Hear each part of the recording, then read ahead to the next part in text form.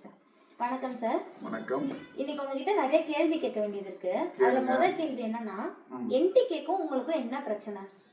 என்டிகேக்கும் எனக்கும் பிரச்சனை இல்லை. என்னாலதான் நாம் தமிழர் கட்சிக்கே பிரச்சனை. ஏன்னா நாம் தமிழர் கட்சின்ற கட்சி மக்களுக்கு சேவை செய்யணும். ஆனா தலைவர் விஜய் அவர்களை விமர்சனம் செய்வதை மட்டும் வேலையா வச்சுட்டு இருக்காங்க. அதனால அவங்களை நான் வைக்கிறேன். அவங்களுக்கு கோவம் வந்து திரும்பி என்ன வைக்கிறாங்க. அதனால எங்க ரெண்டு பேருக்குள்ளேயும் பிரச்சனை போயிட்டே இருக்கு. Okay sir. அடுத்த கேள்வி, ஒரு கட்சி தலைவரை லூசுன்னு சொல்லலாமா? ஒரு கட்சி தலைவரை 2 வருஷம் 3 வருஷமா தற்கூரி, கொலகாரன் அப்படின்னு 1000 வார்த்தைகளால சுட்டரிக்கக்கூடிய வார்த்தைகளால பேசின நாம் தமிழர் கட்சி அவங்களுடைய தலைவர் லூசு மாதிரி நடந்துக்கிறப்ப லூசுன்னு சொல்றது ஒன்றும் தவறு இல்லைன்னு நான் நினைக்கிறேன். கண்டிப்பா சார். அடுத்த கேள்வி, ஏன் தலைவர் விஜயோட ஆதரவாளரா நீங்க இருக்கீங்க? தமிழ்நாட்டுல இந்த திமுக அதிமுக அப்படின்ற கட்சிகளை வேரோட மாத்தணும் அப்படின்னு ஒரு புதிய கட்சிக்காக எதிர்பார்த்தோம். ஃபர்ஸ்ட் விஜயகாந்த் சார் எதிர்பார்த்தோம், முடியல.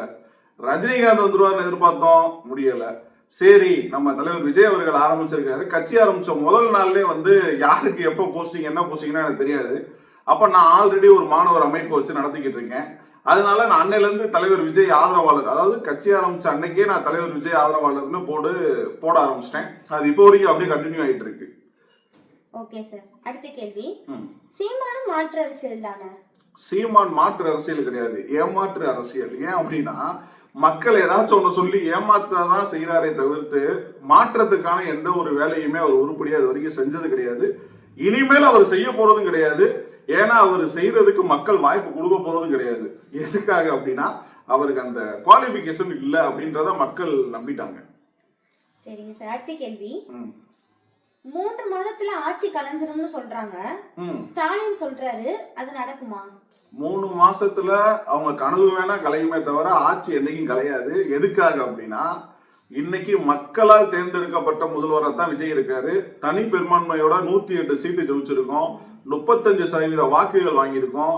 10 கட்சி 20 கட்சி 30 கட்சி கூட்டணி சேர்ந்துதான் மற்ற கட்சி வாங்கியிருக்காங்களே தவிர்த்து முழுக்க முழுக்க மக்களுடன் கூட்டணி வைத்து ஜெயிச்ச ஒரே கட்சி தமிழக வெற்றி கழகம் தான்.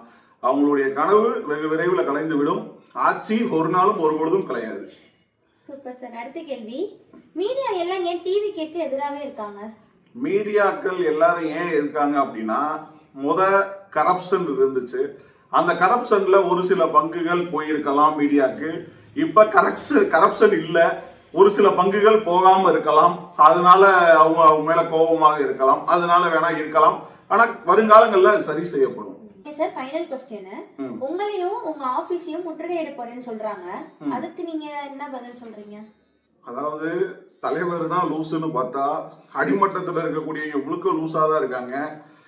நான் வந்து இன்னைக்கு தமிழ்நாட்டில் நாளில் யார் வேணாலும் பேசலாம், எல்லாத்துக்கும் உரிமை இருக்கு. நான் பேசுறது உனக்கு பிடிக்கலன்னா போய் காவல் நிலையத்தில் புகார்கள் கொடுங்க, சட்டப்படியான நடவடிக்கை எடுங்க, நான் அதை கட்டுப்படுறேன். அதை விட்டுட்டு நான் என் ஆஃபீஸுக்கு வருவேன், நான் உங்களை முடக்குவேன் அப்படின்னா அதுக்கெல்லாம் நான் பயப்படக்கூடிய ஆள் கிடையாது. வரட்டும், பார்த்துக்கலாம் அப்படின்றதுக்காக தான் வெயிட் பண்ணிட்டு இருக்கோம். Okay sir, super. இன்னைக்கான கேள்வி முடிஞ்சிருச்சு சார். சரி, நன்றி.